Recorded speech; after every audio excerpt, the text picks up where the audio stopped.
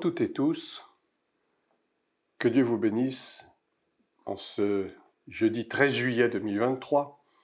Nous sommes donc à la veille de cette fête du 14 juillet, qui, comme vous le savez bien, est notre fête nationale ici en France.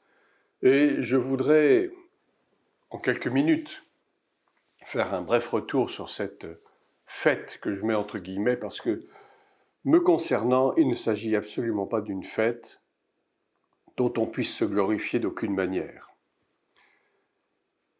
Vous le savez, ou alors je vous l'apprends peut-être, que la Révolution française de 1789 a été initiée par les loges maçonniques, que notre devise républicaine de liberté, égalité, fraternité est une devise 100% maçonnique.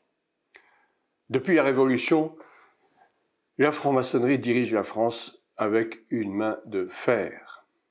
Il n'y a pas un seul gouvernement depuis la chute de la monarchie en France qui ne soit pas totalement infiltré par les loges maçonniques. Et nous vivons dans une république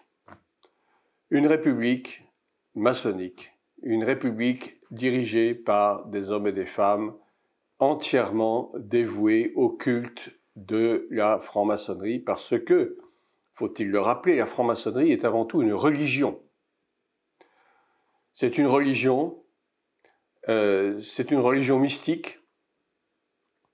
Les gens qui font partie des loges, à partir d'un certain degré, et même dès le début, mais sans le savoir, à partir des 3 premiers degrés déjà, mais on ne leur dit pas bien sûr, ils adorent déjà Satan sans le savoir. Ils vouent leur vie au prince de ce monde, dont nous parle la Bible, qui n'est autre que Satan lui-même, le serpent ancien, le Léviathan, le séducteur, celui qui a fait chuter l'homme dès le Jardin d'Éden et dont nous subissons les conséquences jusqu'à aujourd'hui. Donc cette fête du 14 juillet veut célébrer en quelque sorte une fausse victoire. La victoire de la laïcité sur le christianisme, parce qu'en réalité c'est de cela qu'il s'agit. Nous savons très bien que pendant cette révolution, il y a eu la terreur, il y a eu des périodes extrêmement sombres qui ont marqué l'histoire de la France et dont on se souvient encore. Des périodes où il y a eu des massacres, des choses épouvantables qui se sont passées, des prêtres qui ont été guillotinés ou massacrés, des religieuses aussi, et pas seulement. Alors vous me direz, oui, mais ce sont des catholiques. Oui, ce sont des catholiques, certes, mais il n'empêche que quand on vise le catholicisme, quelque part, c'est l'Église tout entière que l'on vise, même si les catholiques et les protestants n'ont pas les mêmes doctrines, n'ont pas, je dirais, le même catéchisme, n'ont pas les mêmes points de vue sur certaines choses. Il n'empêche, c'est l'Église qui est visée, qu'on soit catholique ou protestant, qu'on soit orthodoxe. De toute façon, la Révolution française, qui est donc une révolution maçonnique, vise avant tout d'abattre toute forme de religion et en particulier le christianisme. Donc, la France va fêter en grande pompe ce 14 juillet, demain, qui commémore donc la prise de la Bastille, n'est-ce pas? Mais en ce qui me concerne, je dirais, c'est une fête de la mort. Pour moi, le 14 juillet est une fête de la mort. C'est une fête qui remue des souvenirs très douloureux de cette France qui est tombée en décrépitude à partir de cette période et jusqu'à aujourd'hui. Et ne nous étonnons pas que la France subisse aujourd'hui de plus en plus de revers, de violence, d'immoralité de toute nature, parce qu'on célèbre le Dieu raison, la déesse raison plus exactement. On célèbre le grand architecte de l'univers, prétendant qu'il s'agit du Dieu créateur, alors que ça n'a rien à voir. En réalité, les maçons célèbrent leur Dieu, qui n'est autre que Satan sous les traits de Baphomet. Cet homme cette personne, ce personnage plutôt, mi-homme, mi-bête. La Révolution française a fait beaucoup de ravages dans notre pays et elle a par là même, je dirais, disséminé ces miasmes, ces scories dans toute l'Europe d'une façon générale. Nous savons que les loges maçonniques existent dans tous les pays du monde, que la franc-maçonnerie est née en Angleterre en 1717, mais qu'elle a essaimé le monde entier. Il n'y a pas un seul pays au monde où il n'y ait pas une ou plusieurs loges maçonniques. Le monde est dirigé entièrement par la franc-maçonnerie et par son plus haut niveau, que sont les Illuminati. Les Illuminati qui sont nés en Bavière en 1776 à l'initiative d'un ancien jésuite, professeur de droit canon à l'université d'Ingolstadt qui s'appelait Adam Weishaupt. Et la Révolution française est, j'allais dire, une résurgence de ce pacte qui a été conclu par les Illuminati qui voulaient s'emparer du monde, qui voulaient faire du monde leur objet, leur propriété privée. Et c'est de là qu'est né le nouvel ordre mondial. Le nouvel ordre mondial qui existe déjà aujourd'hui, dont nous ne voyons que les apparences certainement avec le G5, avec le Forum économique de Davos, mais il existe bel et bien, et il est en train de nous asservir petit à petit, il est en train d'asservir les populations. Vous avez entendu parler certainement récemment de cette histoire de portefeuille numérique. C'est très simple à comprendre. En réalité, nous devenons petit à petit des numéros. Nous devenons petit à petit des pions au service de pions qui sont eux-mêmes au service de pions. Notre gouvernement est un gouvernement de pions. Des personnages qui ne font qu'obéir aux ordres. Et ces ordres, ils sont clairs. Détruire la nation. Détruire la liberté des citoyens. Et nous l'avons déjà constaté lors de la malheureuse crise de 2020, dont je tairai le nom, mais vous voyez très bien ce à quoi je fais allusion, qui a commencé déjà à saper nos libertés les plus fondamentales, à saper les familles, à saper l'économie. Et les choses reviennent, lentement, mais sûrement. Si l'on écoute notre grand penseur, philosophe, M. Jacques Attali, le monde va à la déroute, mais c'est une déroute organisée de main de maître. Ordo ab chaos, l'ordre à partir du désordre. Et le désordre, il est plus que flagrant aujourd'hui, mes amis. Pas plus tard qu'il y a quelques semaines a eu lieu donc ce meurtre d'un jeune de 17 ans par un policier. Et bien entendu, la toile s'est emparée de ce fait pour dénoncer tel ou tel. Je ne suis pas là pour dénoncer qui que ce soit, je suis simplement là pour vous dire que tout cela ne fait malheureusement que partie d'un environnement complètement délétère, d'une atmosphère de mort qui règne dans notre nation depuis des décennies. Et tout cela a été préparé en haut lieu depuis quelques siècles.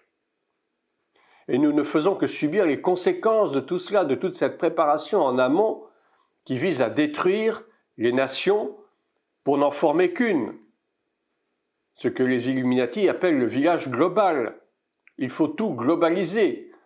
Une seule nation, un seul gouvernement, une seule pensée, une seule monnaie, qui sera d'ailleurs bientôt une monnaie virtuelle. Il n'y aura plus de billets de banque, il n'y aura plus de pièces, il n'y aura plus de chéquier, il n'y aura plus de carte bleue, il n'y aura plus rien.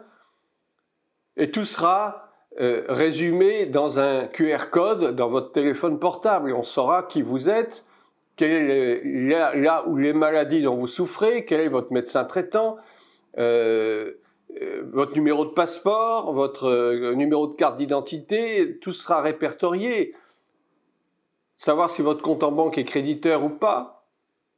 C'est-à-dire que vous serez entièrement informatisé comme un objet, comme un pion, exactement. Vous serez un pion parmi d'autres pions qui sont dirigés par des pions. Et c'est dramatique. C'est dramatique, mais malheureusement, la parole de Dieu nous a déjà mis en garde. Ces choses doivent arriver, elles sont conformes aux prophéties des derniers temps. Et Jésus en parle en Matthieu chapitre 24 ou en Luc chapitre 21. Toutes ces choses arriveront parce qu'il faut qu'elles arrivent.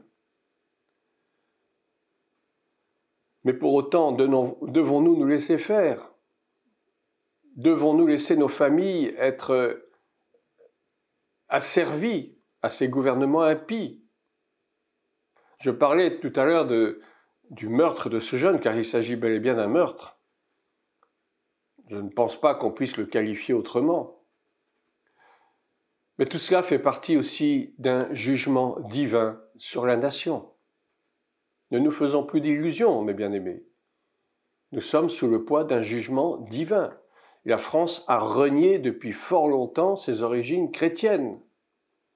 La France est devenue chrétienne lorsque le premier roi, Clovis, s'est fait baptiser à Reims. La France est devenue chrétienne et petit à petit, elle a perdu son christianisme. Le christianisme est devenu religion d'État, puis il y a eu la séparation de l'Église et de l'État par le Concordat de 1905. Mais pour autant, la religion est toujours autant combattue. Les chrétiens sont toujours autant combattus. Les ministères sont toujours autant combattus. Il n'y a pas si longtemps, notre ministre de l'Intérieur proclamait à tout vent que la loi est au-dessus de la loi de Dieu. La loi de la République est au-dessus de la loi divine. Ça veut tout dire. La République est devenue le Dieu de la nation, le Dieu République, la déesse République, si vous voulez, qui est symbolisée par cette figure qu'on appelle Marianne, la Marianne de la République. C'est une déesse finalement, que l'on adore et qui ressemble étrangement à la reine du ciel dont nous parle la Bible. Cette reine du ciel à laquelle tous les papes ont consacré notre pays, la France, à commencer par Jean-Paul II et d'autres. La reine du ciel, c'est un esprit démoniaque, c'est un démon. Et la religion catholique, en adorant la Vierge Marie, ne fait que perpétuer cette tradition.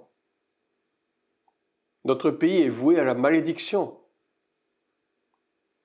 La malédiction sans cause n'a point d'effet, mais lorsque la malédiction a des causes, alors elle a des effets. Et je vais vous lire ce passage terrible du livre de Deutéronome au chapitre 28. Je vais en lire quelques extraits parce que c'est beaucoup trop long, qui vous montre combien nos nations sont vouées à la malédiction parce qu'elles ont renié le Dieu créateur qui les a faites. Aujourd'hui, les gens ne croient plus en Dieu, ou ils prétendent croire en Dieu, mais ils ne savent même pas qui est Dieu. Et ils ne font que blasphémer Dieu, matin, midi et soir. Nos gouvernants ne font que blasphémer le christianisme, et plutôt Jésus-Christ. Ils ne nient pas qu'il y a un Dieu peut-être qui existe, mais pour eux, Jésus-Christ n'est pas Dieu. Et même certaines églises nient la divinité de Jésus-Christ. Alors comment voulez-vous que nos nations puissent marcher, j'allais dire, dans la droiture, dans la bénédiction de Dieu, lorsque nous nions les choses qui sont écrites? Deutéronome chapitre 28, à partir du verset 15. « Mais si tu n'obéis point à la voix de l'Éternel ton Dieu, si tu n'observes pas et ne mets pas en pratique tous ces commandements et toutes ces lois que je te prescris aujourd'hui, voici toutes les malédictions qui viendront sur toi et qui seront ton partage. » Alors vous allez me dire, oui, mais ça s'applique à Israël, la loi a été faite pour Israël. Non, ça s'applique aussi à nous, nations dites païennes. Ça s'applique à toutes les nations du monde, parce que la loi, elle est pour tout le monde, elle n'est pas que pour les Juifs. C'est vrai que la Torah a été écrite par et pour les Juifs, pour Israël, mais Israël a été chargé d'annoncer la loi au monde entier. Et la loi, elle est pour nous aussi, chrétiens. Sauf bien sûr en ce qui concerne les prescriptions des sacrifices, etc. Bien entendu que non, nous ne sommes plus sous ces lois-là. Mais fondamentalement, un peuple, une nation qui renie le Dieu créateur tombe sous cette malédiction. Je lis en particulier le verset 32. Tes fils et tes filles seront livrés à un autre peuple. Tes yeux le verront et languiront tout le jour après eux, et ta main sera sans force. Un peuple que tu n'auras point connu mangera le fruit de ton sol et tout le produit de ton travail, et tu seras tous les jours opprimé et écrasé. Le spectacle que tu auras sous les yeux te jettera dans le délire. Verset 41. Tu engendreras des fils et des filles, ils ne seront pas à toi, car ils iront en captivité. Je suis effaré de voir combien la jeunesse française est en pleine déroute. Souvenez-vous, il y a à peine 10 jours, toutes ces exactions commises en différentes villes de France à la suite de cet assassinat de ce jeune de 17 ans, toute une faction de casseurs, de voyous, de délinquants s'est chargée de, entre guillemets, punir la France. Parce qu'il s'agit bel et bien de cela, punir ce pays qui a accueilli des centaines de milliers de personnes venues d'autres nations, qui ont même obtenu la nationalité française, et qui se permettent néanmoins de cracher sur ce pays qui les a accueillis. Mais quelle honte! Quelle honte! Des régiments de casseurs. Et je ne suis pas loin de penser que ces délinquants ont été quelque part soudoyés et payés pour faire ce qu'ils ont fait. Casser des magasins, piller des magasins, brûler des voitures, commettre les choses les plus abominables, abjectes, pour punir ce pays qui leur a tendu la main. Mais malheureusement,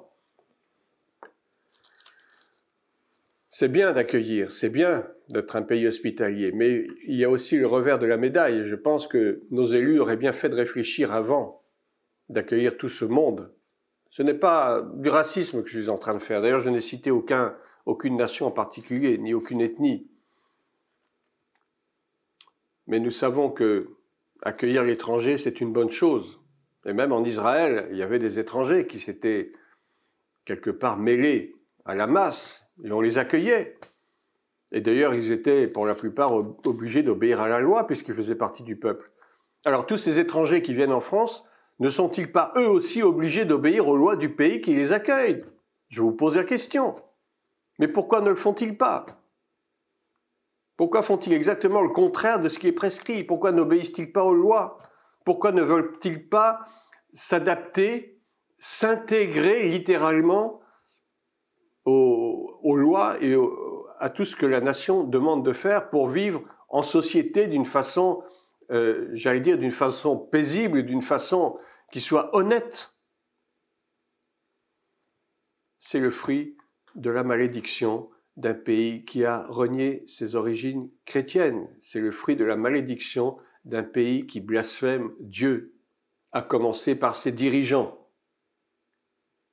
Et nous payons le prix fort, malheureusement, chers amis, de tout cela. Je continue la lecture brièvement. Verset 49. L'Éternel fera partir de loin des extrémités de la terre une nation qui fondra sur toi d'un vol d'aigle, une nation dont tu n'entendras point la langue, une nation au visage farouche et qui n'aura ni respect pour le vieillard, ni pitié pour l'enfant. Elle mangera le fruit de tes troupeaux et le fruit de ton sol jusqu'à ce que tu sois détruit. Elle ne te laissera ni blé, ni mou, ni huile, ni portée de ton gros et de ton menu bétail jusqu'à ce qu'elle t'ait fait périr. Elle t'assiégera dans toutes tes portes jusqu'à ce que tes murailles tombent, ces hautes et fortes murailles sur lesquelles tu auras placé ta confiance dans toute l'étendue de ton pays. Voilà, le pays fait confiance au matérialisme, le pays fait confiance à tout ce qui est apparent, le pays fait confiance à l'argent, à la richesse, à la réussite dans les entreprises.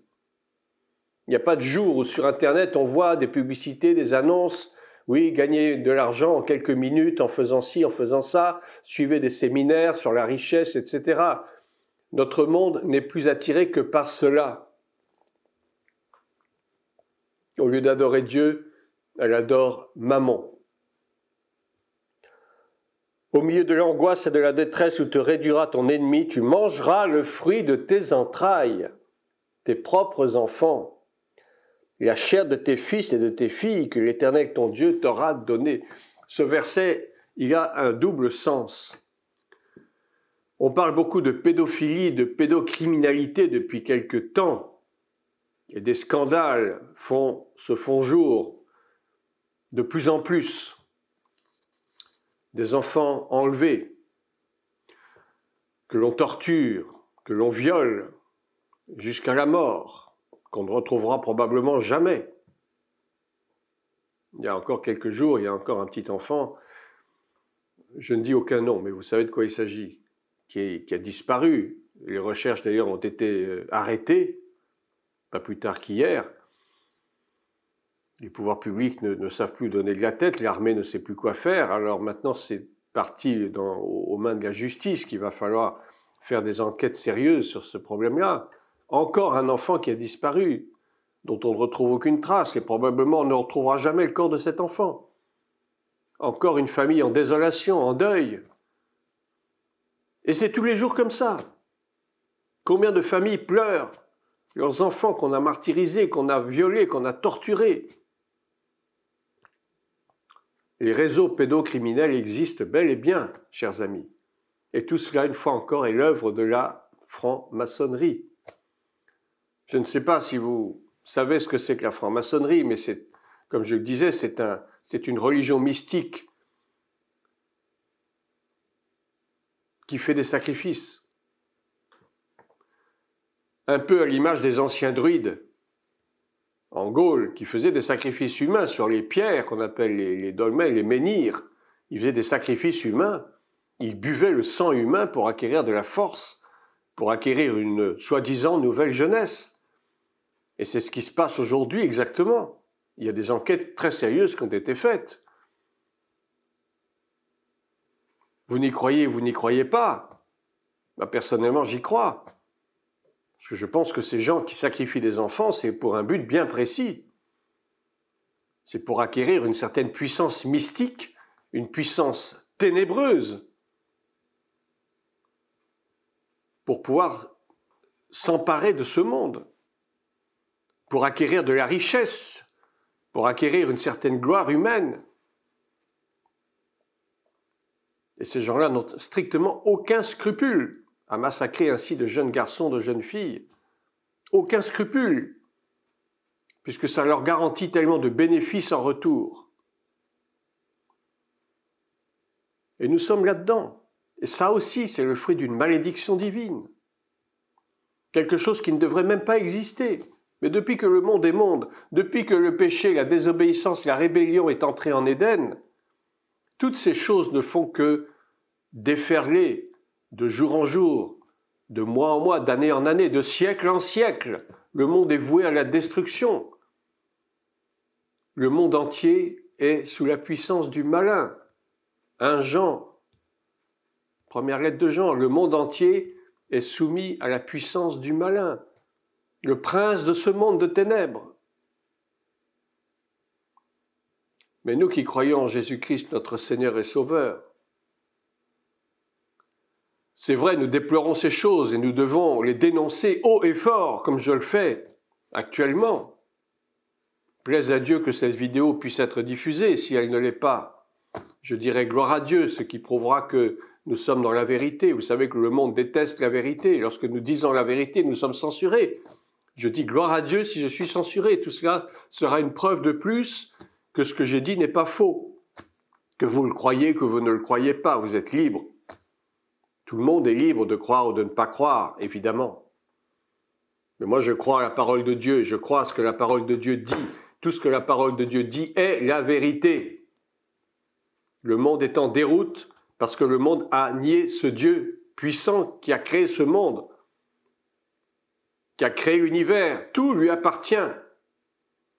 Mais l'homme est tellement orgueilleux, tellement arrogant, qu'il s'imagine qu'il est son propre Dieu, qu'il se suffit à lui-même, qu'il n'a pas besoin d'un Dieu créateur imaginaire, qui vit sur un nuage. Tout cela, ce sont des images d'Épinal. C'est ce qu'on inculque aux enfants aujourd'hui. La Bible n'est qu'un ramassis de mythologie, de mythes.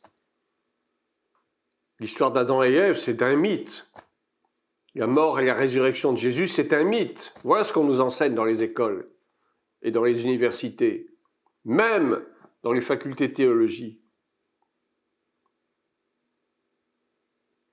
La Bible est un livre ancien qu'il est très intéressant de lire, effectivement, mais tout ce qui est écrit, il ne faut pas prendre tout au pied de la lettre. Et pourtant, si les yeux des gens s'ouvraient, si les écailles tombaient, ils se rendraient compte que tout ce qui est en train d'arriver est écrit depuis fort longtemps, et que nous payons le prix aujourd'hui de notre ignorance, de notre incrédulité. Nous faisons confiance à des gouvernements qui ne sont même pas dignes de confiance. Nous leur obéissons au doigt et à l'œil, alors qu'ils sont en train de nous mettre des bâtons dans les roues. Ils sont en train de nous asservir tranquillement. Ils ont programmé leurs choses depuis longtemps. Les révolutions sont programmées. Les guerres sont programmées. Tout cela pour le bénéfice d'une poignée d'hommes dont la cupidité est sans égale, dont l'arrogance est prestigieuse. Des gens qui prétendent que le monde leur appartient et que nous serons bientôt leurs esclaves, leurs obligés, que nous allons travailler pour eux et que nous ne profiterons même pas du fruit de notre travail, pauvres que nous sommes. Mais je dis non. Je dis non et je prie le Seigneur que toutes ces choses nous épargnent, nous qui croyons en Jésus-Christ, notre Seigneur et Sauveur. Je sais que ces choses arriveront tôt ou tard. On peut demander au Seigneur même de retarder l'échéance, s'il le permet. Mais tout ce qui est écrit doit forcément s'accomplir un jour ou l'autre. Plaise à Dieu que ce soit le plus tard possible, que nos enfants, nos petits-enfants puissent être épargnés. C'est pour ça qu'il nous est indispensable, nécessaire d'intercéder pour nos familles. Cessons de ne penser qu'à nous-mêmes, à notre petit confort quotidien. Pour ceux et celles d'entre vous qui faites partie de communautés chrétiennes, demandez à vos pasteurs de prier pour la nation, demandez à vos pasteurs de prier pour les familles, demandez à vos pasteurs de prier pour que toutes ces lois, lois de programmation militaire, j'en ai entendu parler il n'y a pas longtemps, loi de programmation militaire, ce qui veut dire qu'en cas de conflit, en cas de menace de conflit, l'État a le droit de vous réquisitionner, non seulement vous en tant que personne, mais également tous vos biens, tout ce qui vous appartient. Pourquoi ? Eh bien pour donner ça aux forces armées, afin de pourvoir en cas de nécessité. Vous serez réquisitionné, on vous enverra au front pour vous battre, vous deviendrez de la chair à canon, gratuitement, sans contrepartie. C'est-à-dire que l'État a tous les droits actuellement. Il a même droit de vie ou de mort sur chacun d'entre vous.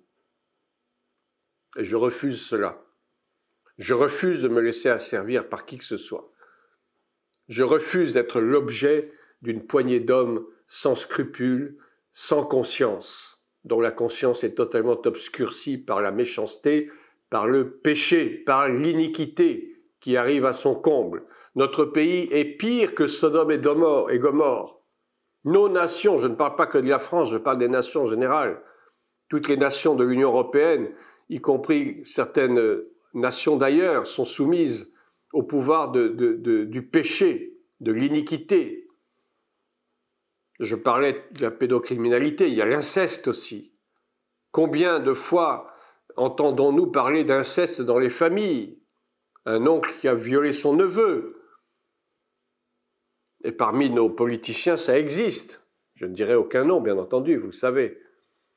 Je ne dénonce personne, je ne fais que de parler en général, bien sûr. De l'inceste dans les familles. Un père qui viole sa fille, ou sa belle-fille, ce qui n'est pas mieux. Des choses abominables, qui laissent des traces indélébiles dans l'âme de ces personnes, de ces jeunes, qui grandissent, qui vont grandir avec ce fardeau dans leur cœur, avec cette blessure qui ne se cicatrise pas, et qui deviendront peut-être à leur tour des bourreaux aussi pour de futures victimes. Tout cela, ce sont des malédictions héréditaires, des liens héréditaires qui ne peuvent être brisées, coupées que par la prière, en demandant au Seigneur de venir intervenir dans nos familles pour que ces malédictions cessent. Mais les chrétiens aujourd'hui ne prient plus. Les chrétiens aujourd'hui ne lisent même plus leur Bible. Les chrétiens se contentent d'aller à l'église de temps en temps le dimanche quand ça leur chante. Ils ne se réunissent même pas chez eux en culte de famille, comme ça devrait être le cas, au moins pour partager un moment la parole de Dieu, au moins pour prier, pour chanter, pour louer Dieu. Les chrétiens ne le font même pas. Les chrétiens se contentent du petit quotidien ordinaire. Manger, dormir, boire, aller au travail, et puis c'est tout, aller au culte le dimanche de temps en temps quand on n'a rien d'autre à faire. Comment s'étonner que l'Église n'ait plus la voix qu'elle devrait avoir dans ce siècle? L'Église n'a plus aucun pouvoir. L'Église devient, j'allais dire, une part du monde aussi. Le monde est entré dans l'Église. Les chrétiens ne se soucient même plus. Ils entendent voter des lois au Parlement, mais ça ne leur dit plus rien. Ça ne leur dit rien. Ils disent que de toute façon, ça doit arriver, alors ça va arriver, et puis c'est tout. On n'a qu'à subir. Non, nous n'avons pas à subir des choses comme ça. Nous n'avons pas à faire de compromis avec de pareilles choses. Nous ne devons pas approuver des lois concernant la fin de vie assistée, l'euthanasie, qui n'est autre que du suicide programmé, et légalisé en plus, l'avortement et j'en passe. Le fait qu'à l'école on enseigne l'éducation sexuelle aux petits-enfants dès la maternelle, qu'on leur apprend qu'ils peuvent être ni une fille ni un garçon, qu'ils auront le droit de choisir dans le futur. Mais qu'est-ce que c'est que ces abominations? Où sommes-nous tombés? Jusqu'à quel point sommes-nous tombés? Mais l'Église ne dit rien, l'Église se tait. La parole de Dieu dit qu'on ne doit pas scandaliser les petits, que Dieu aime les petits-enfants, et que c'est une abomination que de les pervertir de cette façon-là. Laissez venir à moi les petits-enfants, ne les empêchez pas. Et Jésus a béni les petits-enfants. Les petits-enfants sont l'avenir de demain, l'avenir de la nation. Mais malheureusement, je suis obligé de dire que l'avenir de la nation, il est bien sombre. Et je ne sais même pas si nos enfants, nos petits-enfants pourront voir les années à venir sous un meilleur jour. Sincèrement, je ne le pense pas. Mais je l'espère tout de même. Je pense que le Seigneur nous fera grâce.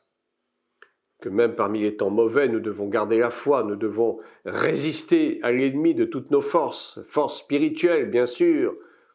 Notre combat n'est pas contre la chair et le sang, mais il est contre les dominations, les esprits méchants dans les lieux célestes, les principautés, toutes ces organisations mafieuses qui veulent nous asservir, qui veulent nous ôter nos libertés, jusqu'à nous ôter même la vie la plus précieuse, dès le ventre de la mère. Oui, l'enfant est déjà sacrifié. L'enfant est déjà promis pour être sacrifié. Quelle abomination! Je vais m'arrêter là pour aujourd'hui. Il y aurait tellement à dire en plus. Ce paysage sinistre, ce contexte dans lequel demain, beaucoup de Français vont fêter le 14 juillet, cette fête de la mort, je dirais même cette fête des coupeurs de tête. On a décapité un roi de droit divin dont le sang a coulé sur le sol de la France. Ça aussi, ça engendre des malédictions quand un sang coule sur le sol d'une nation. Le sang parle, le sang crie justice. Le sang d'Abel a crié vers Dieu. Le sang d'un roi qui a coulé sur une terre de France. On connaît la suite. Depuis, la France est tombée dans un tourbillon sans fin d'iniquité, de méchanceté, de cruauté.